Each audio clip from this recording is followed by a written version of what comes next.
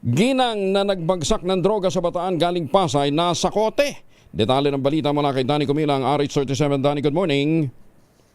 Arestado ang isang ginang na nagbabagsak ng droga sa Bataan na galing pang Pasay City ang naaresto sa ikinasang drug bypass operation sa Barangay San Roque, Samal, Bataan. Sa ulat ni Samal Chief Police Major Gary Lupian, ang suspect na naaresto ay edad 48 anyos, residente ng Pasay City. Nakumpiska sa suspect, bugod pa ang nabiling halagang 1,000 piso na droga, ang 20 gramo ng shabu na nagkakalaga ito sa 136,000 pesos. Ayon sa suspect, pangatlong huli na umano niya ito sa Bataan nang magbagsak muli ng droga. Ang una sa Balanga City, pangalawa sa bayan ng Limay at pangatlo ngayon sa bayan ng Samal, siya na aresto. Ang operasyon ng pagkakahuli sa suspect ay pinangunahan ni Police Lieutenant Orlando Perez Jr. sa ilalim ng pamumuno ni Samal Police Major Gary Lupian, katuwang ang PDEA Region Office 3. Samantala, nakatakdang isailalim sa inquest proceeding ngayong araw ng Lunes sa Provincial Prosecutor Office ang suspect para sa isa sa pangkasong paglabag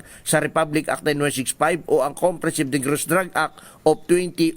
Danny Comilang, RH37, DCRH, una sa Pilipinas, una sa Pilipino.